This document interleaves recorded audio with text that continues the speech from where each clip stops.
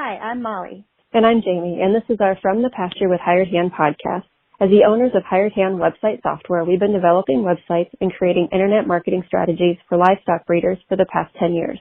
The majority of our customers are involved in the breeding of registered animals, such as Texas Longhorns, Highland cattle, horses, and white-tailed deer, where the pedigrees are very important. The From the Pasture with Hired Hand podcast examines many of the differences in raising pedigreed livestock for maximum profit. Join us and learn what we're covering today. Today I'm here with Marcie, Nall, and Arianna Parkinson of Lady Lillian's Longhorn Ranch in Fay, Oklahoma. Hi, ladies. Thanks for joining us. Hey, Good thanks morning. for having us. Yeah. We'll go ahead and start by telling us a little bit about yourselves and how you got started in Longhorns. So we got started in Longhorns in the 90s. Our grandpa purchased some. He was an old-fashioned cowboy. We even have a picture of him in the woolly chaps with his horse and a pistol. But so he started us out with a couple of head that he bought from a neighbor. And then we just continued that on, and then later went into the beef side of the business. So, and then about us, we just work together and figure things out as we go. How long have you all been doing this together? Forever. Yeah. Yeah. We both, of course, been raised on this family ranch since we were born and just always been around horses and cattle. I guess so we started doing the beef thing, started selling natural beef to the public probably 10 years ago or 2009. so. Yeah. Well, a long time ago. But I kind of like to, Marcie and Mom kind of do more of the paperwork side. I do the most of it. Well, things have changed a lot in the last few years, but I like to do all the, I guess, the work, the muscle work, She knows the animals. Yeah. Yeah. Because we're all actually gotten to where we all do all of it the last couple of years. When we first started, Marcie was, of course, working full time at an awesome career. And I was kind of not a floater, but I do guided trail rides, also work in a newspaper. So I've kind of been very blessed that I haven't had to have a committed full-time job in a long time. So that allowed me to be able to have time to, when we first started the beef business, to help the folks out, building fence, fixing fence, loading cattle, delivering beef, helping Mom with the beef orders. But in the last couple of years, we've kind of all had a hand in that. So that's kind of been nice. But it started out where I was just kind of the work, the muscle, and Mom and Marcie kind of did some of the paperwork side. And Marcie's really taken off the past 6 months or more, maybe about a year now, wanting to really Build on what we already had. Yeah, kind of try to scoot it up there with the website and a lot more social media. And that's kind of allowed Mom and Dad, they're starting to want to retire a little bit. And so Marcie kind of jumping in there and going full steam ahead this last year.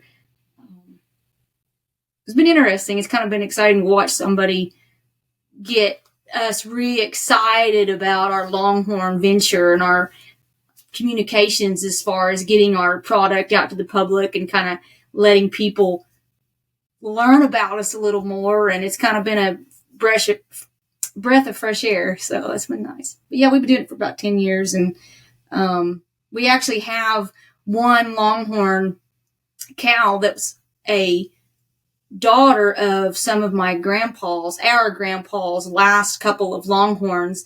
They probably got into their 30s. There was 2 of them left from Papa's herd. And they had their last calves, lived long enough to wean them, and then passed away. But we still have one of them left. So that's kind of neat to see her out there running around.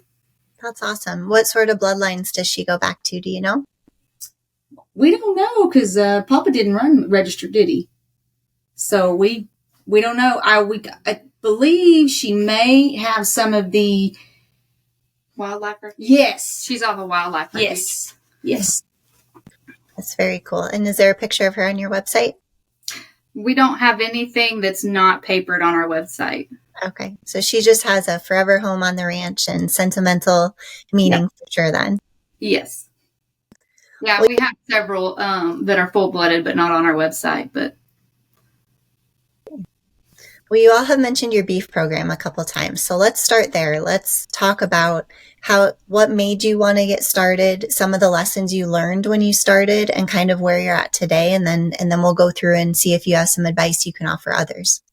So in 2009, I was working on a degree in sustainable agriculture and landscape design. And in the sustainable ag classes, people were constantly talking about food and produce and where you get good quality things, that you know how they were raised or treated or grown.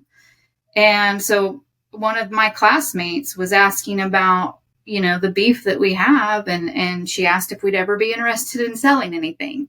And so that's kind of what stepped us off into that. And so we followed up with the state and found out what we had to do to get that in place. And then we made our first sale to her.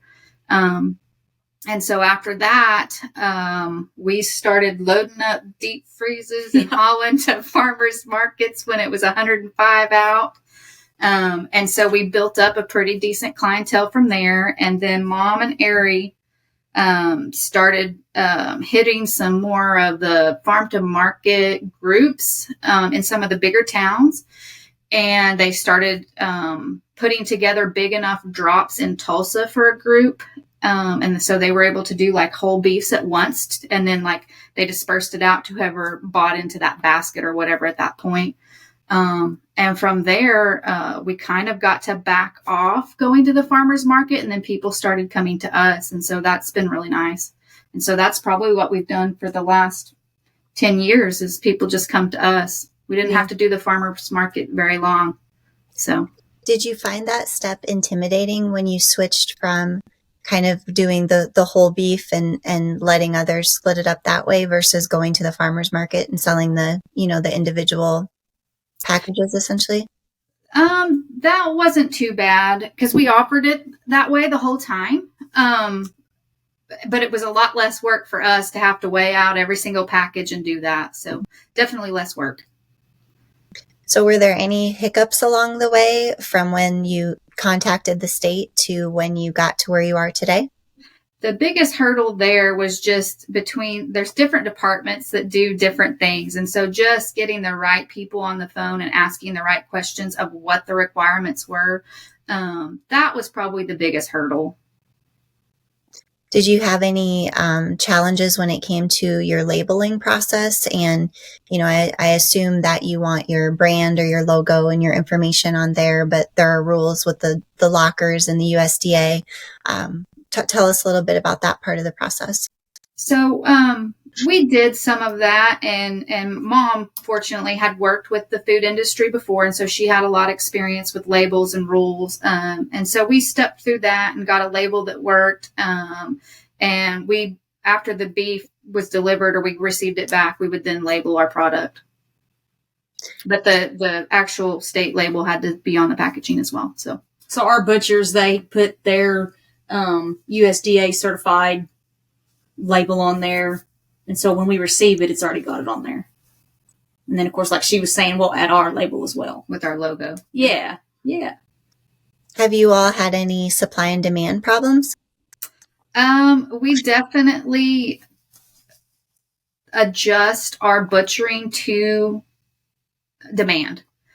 And really, there was 2 years that we had pulled a bull off the herd because we had got such a herd built up. We were over 100. Yeah. Pushing 2 probably. It's hard for us to let go of an animal. We love animals a lot. We all have a big heart. But we finally reached the point to where we're going to have to sell some heifers. We're going to have to reduce the herd because it's, we love all animals.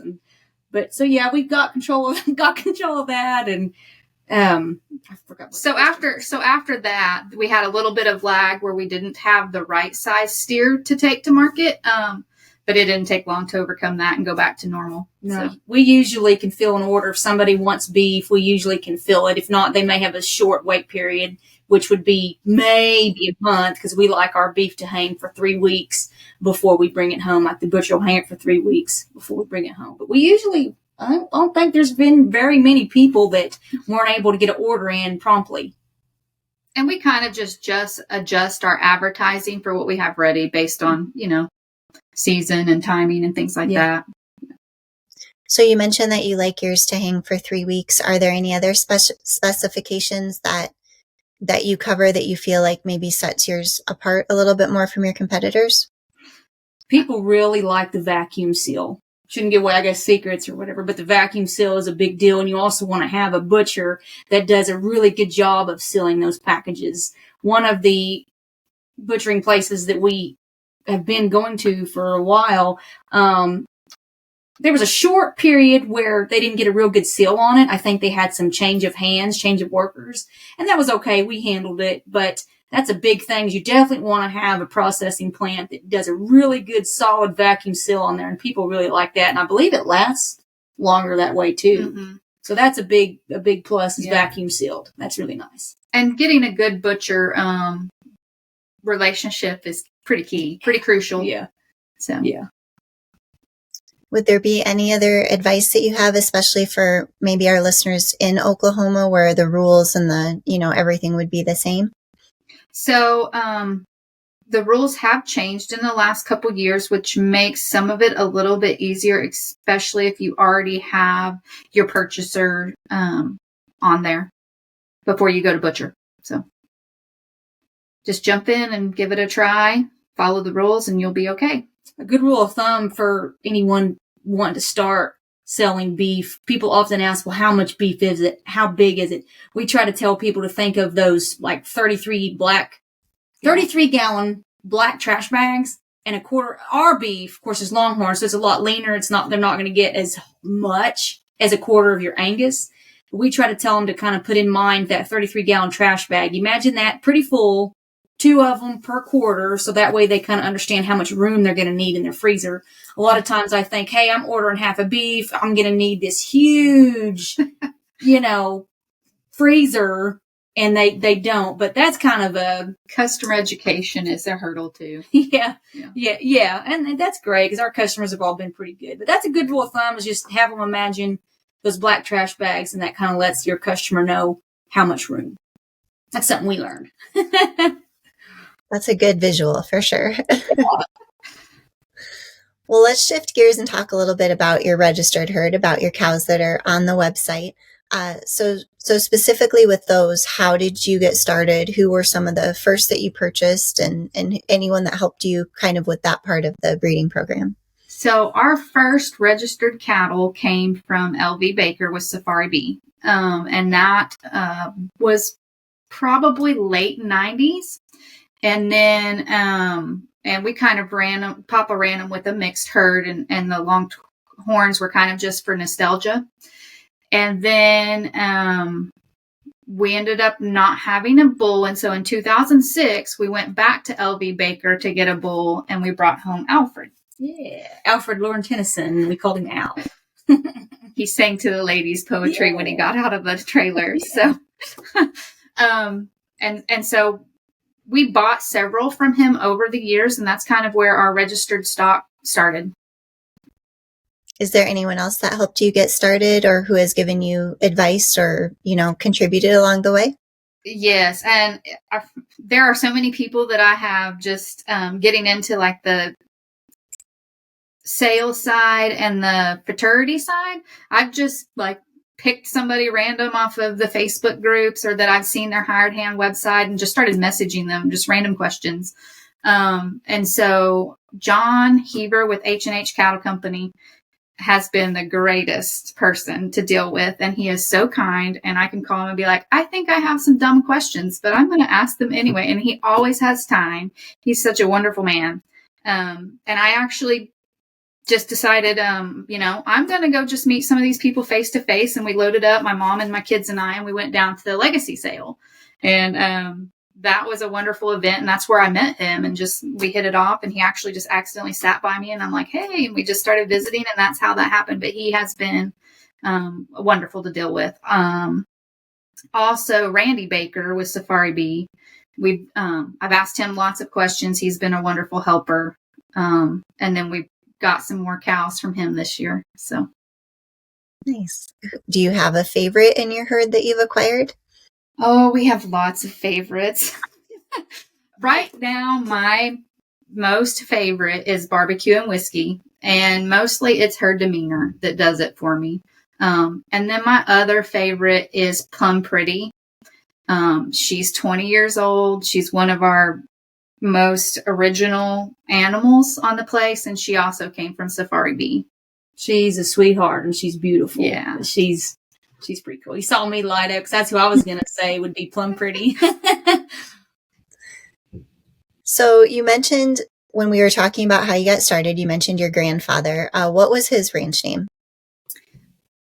I guess he really had one. No. Did he have a brand or anything that he used at all? They did have a brand, and I don't know that they used it when we were growing up, but before we were involved, I think they probably used it early on, but not at the end. Mom? 4S. Huh? It was 4S. Had to ask the queen of the family there, right? Matriarch. She's supervising back here. Yeah. So do you think you would approve of Lady Lillian's Longhorn Ranch as the new ranch name? I think he'd be very happy with what is going on and just the things that we're maintaining and keeping up and making better. And where did you decide to get that name from? So when we started selling beef, we just knew we had to come up with some kind of name. And before that, we had been rocking F with my dad. And so we kind of wanted something that reflected back on the family history, the history of the ranch. And so we were downstairs in the basement at Mom and Dad's just talking. And I was like, well, what about Lady Lillian's? And everybody got goosebumps. And we were like, yes, that's it. Because our granny is Lillian Joanne. And it just, the name got thrown out there. And I don't know how the lady came in. And you said it, Mom said, I don't remember for sure. But that's kind of where that came from, was her name was Lillian Joanne. Everybody called her Joanne, but her first name was Lillian. And the ranch has been handed down generation to generation through the maternal line. And the original matriarch was Lillian. That's very cool. I feel like that definitely, that story, sets you all apart, because that's usually not the case, is that it's handed down through the maternal line. It's women, haven't typically had that role. So that's awesome. Yeah. And she took over there was 10 siblings, and the original matriarch took it on and passed it down from grandkid or daughter to daughter all the way down to us. So here we go.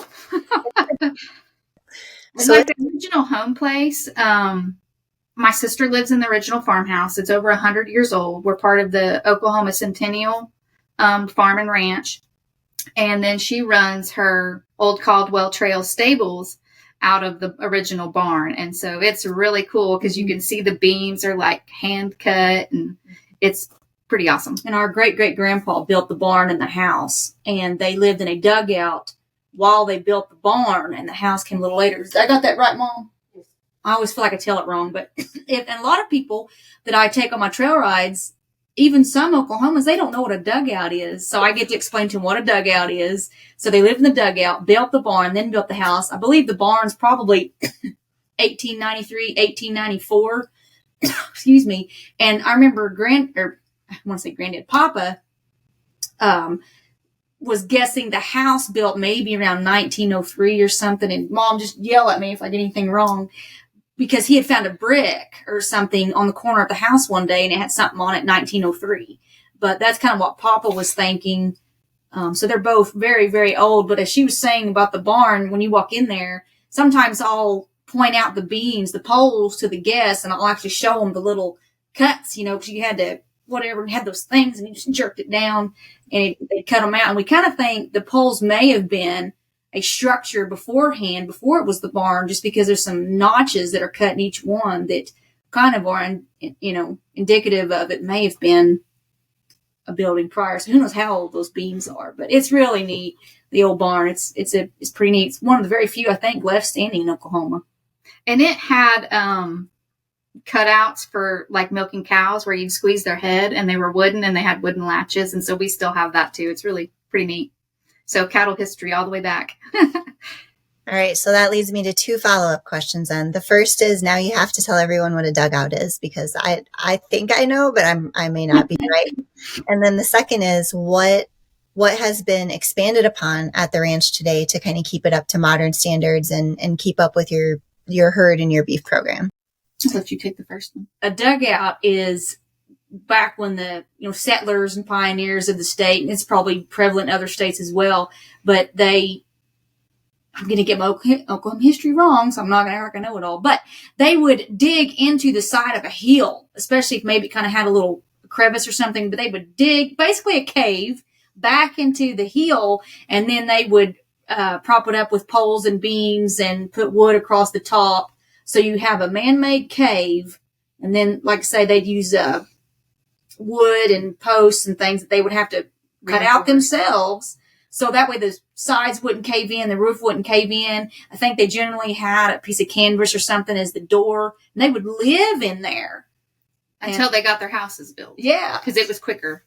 So that was a dugout. And I know in 1933, people were still living in dugouts. And I only know that for sure because I did a murder story, a triple homicide that happened in Fay back in 1933. And when the murderer broke out of the Tologa jail, he ran across the river and into someone's dugout. So people kind of lived there for a long time, and they hold temperature very well, like your cellars. They kind of almost stay the same temperature year round. So right now, you're better off going down in the cellar to stay cool than trying to be in the shade tree above ground. And then in the wintertime, they're warmer. But that's what a dugout is. And people did live inside them until they could build their house. And back then, you didn't have a whole lot of trees. So lumber was not easily available. So I'm just assuming over time, a couple of years, it might take them that long to get the poles and the boards and stuff cut, because there weren't a whole lot of trees, 120 years ago. Love what you're hearing? Be sure to check out our Pickup Truck Confessions. It's a video series where we hop in the truck or rental car and interview a variety of breeders about what drives their passion for their livestock, how they got started in the breed of their choice, marketing tips, and more. And now, back to the podcast. So as far as improvements on the ranch, there was some pins at the barn that were wooden, and so we've replaced those, and she's got the horses for the stables there and runs it out of there. And so she's now got full panel metal pins. And then we also have cleared a lot of the pasture of the eastern red cedar. It's a huge water pest. They take a lot of, So we've cleared a bunch of land from cedar growth. And so we keep up with that. And that's a regular maintenance thing for us. And then we put in a lot of new fences, because 100-year-old fences don't hold cows very well. And then we have also added 2 Longhorn working arenas and the working squeeze chutes and all that on 2 separate pieces of property here on the ranch. So there are special chutes specifically designed for Longhorns. They, I can't do it with my hands, but they'll have 2 sides. So just pretend this is horizontal. And so you can open it up like this, or you can open it up, I guess it'd be like this. So you can have them both.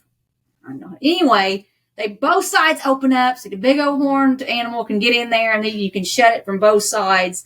And that way they fit, because a lot of your other chutes, some of their horns are just too big to go down the middle of it. But there are special chutes out there for Longhorns. When in the past few years, or when in your growth, did you decide it was time to invest in a special chute? Oh, when we got to accidentally go for a ride on one. I feel like that's the most common answer, so don't feel bad at all. Yeah, we started out with a lot of just the original pins, the one across from the home place. I remember Mom and I were fixing to load some steers up to go to the butcher, and it was a hog panel pin. It wasn't very big, and I think we put in a few of these 16-foot metal panels just to kind of help us make this chute. And I remember this one. I wrote about it, but he had jumped, like a deer, right over the panel. And I just kind of looked at Mom. We were like, well, okay. But luckily we had another steer, so we was able to get him in there. When we first started, it was pretty crude pins. We used the horse trailer to haul them to the butcher, so that was an adventure.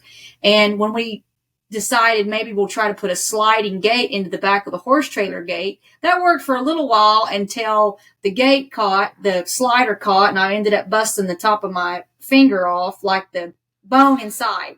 Oh, wow. Bone inside off. So at that point, I think it was probably Mom, we're not doing this anymore, blah, blah, blah, blah. So we took Papa's old stock trailer, and Mom went and had a new axle put on it and painted a new floor and everything, and that's been a lot better. So it started out pretty crude, but we really have, I'd say, top of the line, some of the best pins compared to a lot of like other people we've went and helped or whatever, that we have really pretty nice equipment. We've got the working tubs, the special chutes. We've got panels now, several different side pins that we can save this steer just in case one jumps, or if we're going to sort heifers and move them Saturday, coming real handy. So it started out, we get to laugh. It was the Wild West. Yeah, we get to laugh like, how did we do that? Oh my gosh, I can't believe we did. It's amazing what people can do if you just put your mind to something and you just work with what you have and go for it. When I first started doing trail rides, I didn't have saddle stands. I had my trails cut, but I didn't have anything fancy. Started out, you just do it. And then when you get to a place where you can make it a little better, go for it. But if you can't do that at this time, it's okay. Do the best with what you have. That's probably the biggest piece of advice to anyone starting out, is to just make do with what you have and don't be afraid to just continue making things better as you go. Everybody has to start somewhere, right? Absolutely. Yeah. Yep. And God has blessed us with plenty to start with, so we've got our hands full. So now, Marcie, I'm curious. Arianna got to laughing there about one of her memories. What's a funny story you can share with us, or one of your favorite memories? So everybody probably remembers the early Farmers Only commercial, and we were out putting out hay, and the cows and the bulls are just fun to watch together, and really funny. And so,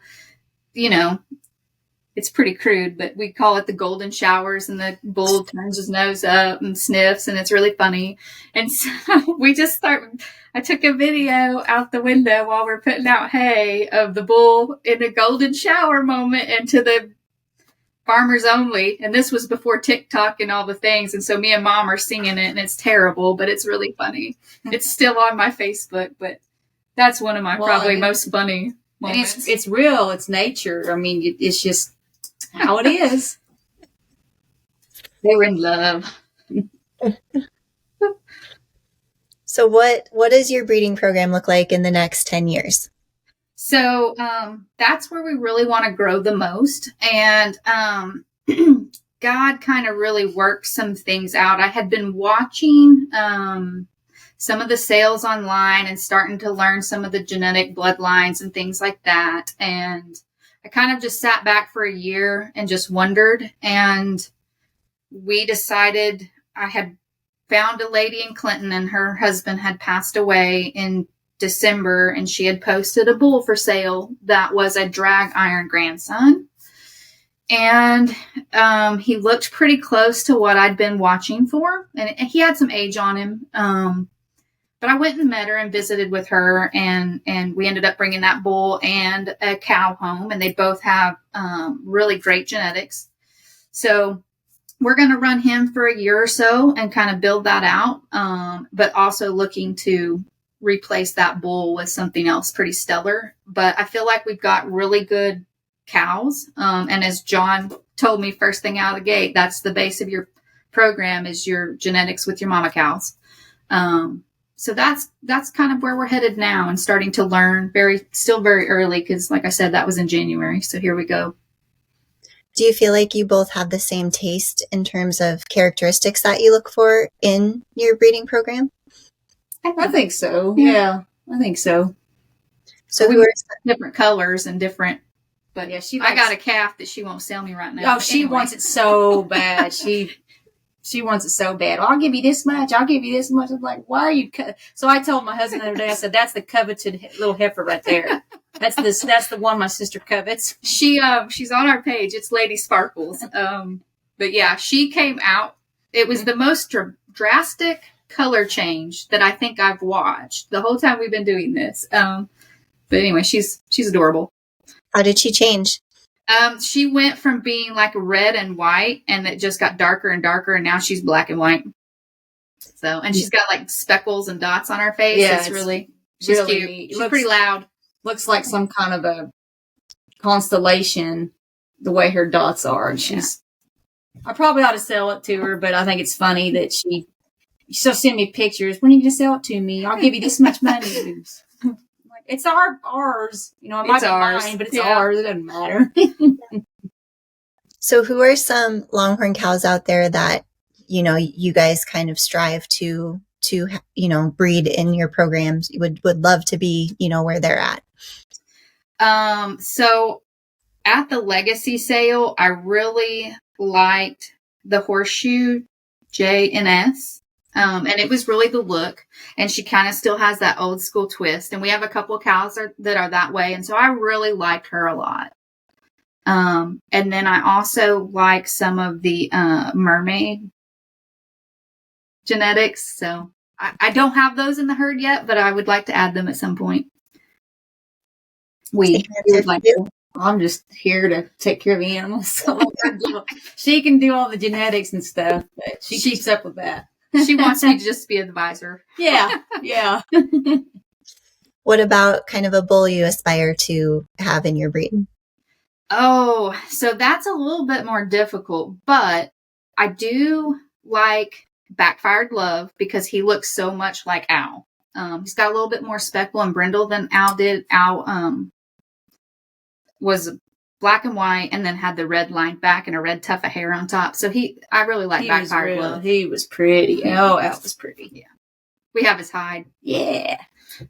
I use it for my shows. If I go set up somewhere to promote my trail rides or beef, he's my tablecloth. That's another funny story too. Oh man. Okay, now we got to hear it. Well, it's hard to find people that tan without costing a total fortune. So Mom and Ari decided they were going to bring it home and do it themselves. How'd that go? Well, I had called around to some different tanners and actually found a place in California. So it was cheaper to ship him all the way to California to have him tanned than somewhere, you know, kind of close by. Of course, this has been years ago. But anyway, so we bring home this big old heavy hide, and I had him laid out in the barn, and I was trying to go in there and cut the little bitty pieces of meat that were left. I didn't know what I was doing. So actually now looking back, the butcher did an excellent job of, I don't know what you call it, but, you know, stripping the hide off and not damaging it. And he already got most of the meat off, but I was sitting there trying to be, it's got to be super clean. You know, they're not going to take it, blah, blah, blah. What a process. Oh my gosh. I thought, a bag of salt will do it. No, I had to resalt it and, you know, clean the salt off like the wet salt and put more salt. Oh my gosh. Talk about a project. And it was heavy. I don't know how long it took. But anyway, so we finally got him to where he was pretty dried out and ready to go. And so I rolled him up and we shipped him off to California and got him back. But yeah, no, I won't do that again. Never again, huh? It was a lot of work. So if there's anybody out there that listens to this and you're a tanner, you guys work really hard. But, you know, it made a story for us. So, but he was that special. He was that pretty and that nice of a bull that we wanted to put that extra effort in saving. So it's crazy that you can get these hides bought in the store for, you know, $200, $300, $400. But then to have ours done, it was like a lot more than that. But I learned it's from, I just won't say where they're from. Another country. They get a lot of those hides from a different country, so they can get them a whole lot cheaper. And some of those countries, they have these natural waters that they just got to put them in and kind of roll them around, and something in those waters tans it for them in some way. And I haven't researched that in a long time, but anyway. Interesting. Well, is there anything else before we kind of switch gears and talk a little bit about your new website? Is there anything else about your breeding program that you want to share? We're going to do our best to put the best quality genetics and demeanors out for whatever we have going forward, and look forward to meeting and learning from all the greats. I thought of a story. So real quick, I don't know if I was jogging or walking, but I was probably just walking from my house to Mom's house. And I was just sitting there walking along, and Belle was standing there, and I go, oh my God. And she was having a calf, and I just look over, and all of a sudden it shoots out and hits the ground. It scared me. I was like, oh my gosh. So I was sitting here thinking, Longhorns are nice because you don't have to help them birth because their calves are so small. They just slide right out. But that's what made me laugh. I was thinking about that, and I thought about Belle. I think she was a Safari Bee, wasn't she? Belle was from Safari Bee. And I'm just walking. I look over, and all of a sudden this calf shoots out, and it scared me.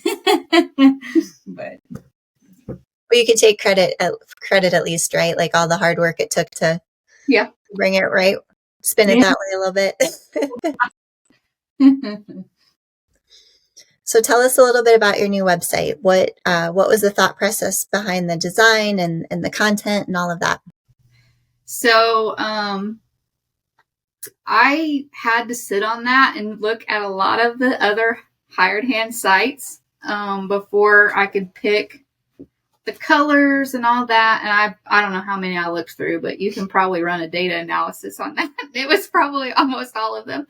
And so I did. I looked at a lot of people's sites and how they were structured and what I liked and didn't like. And a lot of that's just preference and taste.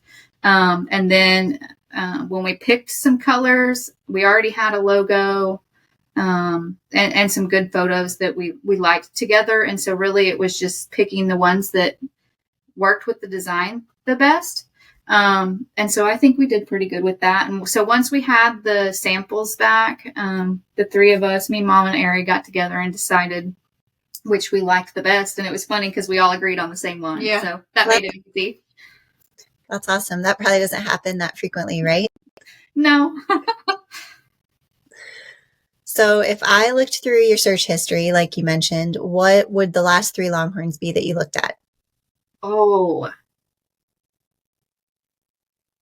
man, I look at so many. It's hard to retain that. There's 3 ranches, maybe. How about that?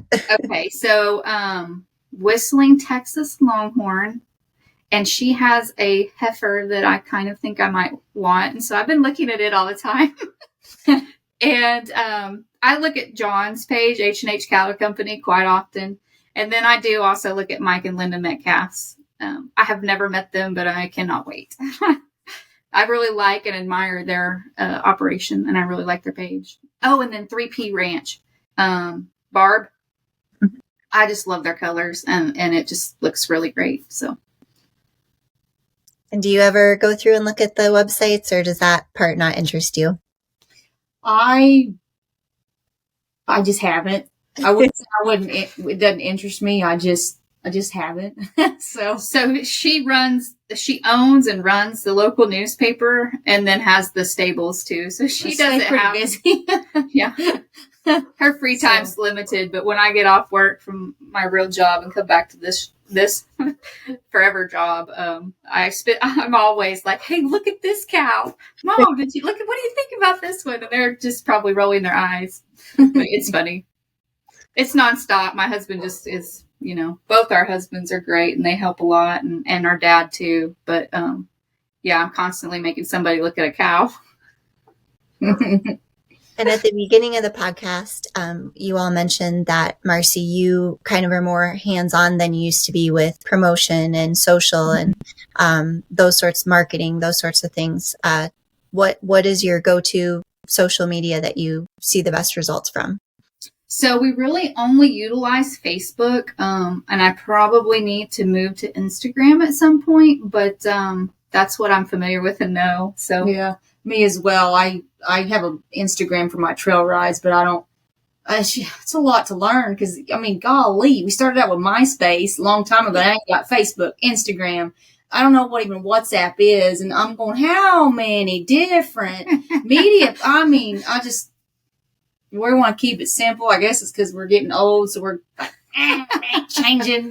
Just holy smokes. But so I don't know. Facebook does okay. It's just too much. Why do you got to have it? All these different platforms. Yeah. It's crazy. Can you imagine having to try to market Longhorns on MySpace? Oh man. So one of the questions was how did you go about finding your first Longhorn? Well, back then it was the newspaper. Mm-hmm.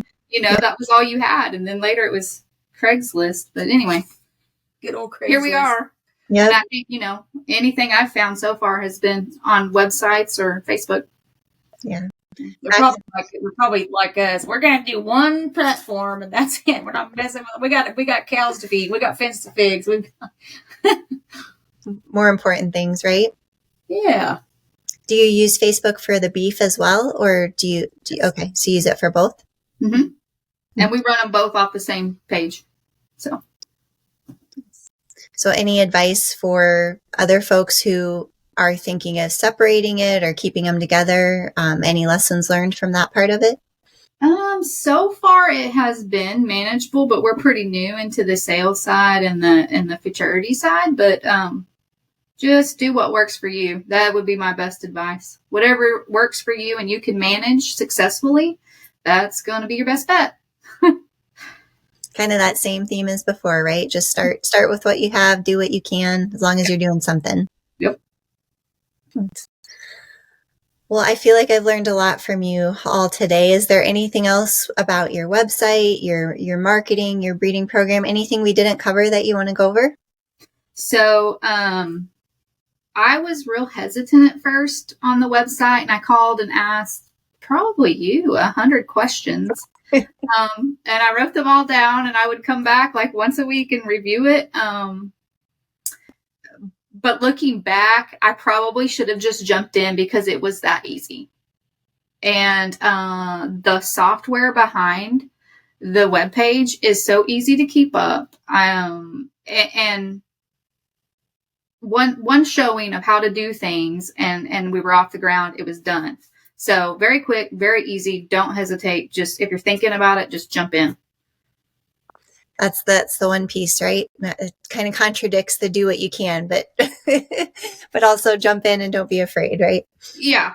Well, with hired hand, because that was easy. I mean, it really was, and I think it has taken our business to another level. So when I first started doing trail rides here at the ranch, I designed the website myself. Lots and lots of hours. I mean, so if you can get someone to build it for you, do it. So when I had my website redesigned, I went ahead and paid, I think I went through GoDaddy, but I went ahead and paid them. Yeah, it was kind of expensive. But when you consider what it costs for someone to build your website versus you doing it yourself, be ready to put aside hours and hours and hours, because it's a lot of work building a website. So I won't do that again either. Just call hired hand. And I do love that once you get your animals in there, you get the family history. You get that pedigree, progeny. It's all there, and you can instantly research an animal. So that's awesome. Yeah, that's great. So people to just go with it and let hired hand handle it. Well, that's what we like to do. So thank you for letting us. Oh, absolutely. It's been a great partnership. Yeah. And it's a lot of work. So you guys do awesome. Thank you. I'll be sure to pass that along to Angie too. So perfect. Yeah. She was a great trainer. Good. All right. Well, thank you both so much for joining us today. We'll link your website and some of the other animals and ranches that you mentioned in the show notes so folks can find them easily. But yeah, thank you so much. Well, thank you very much. Thanks for having us.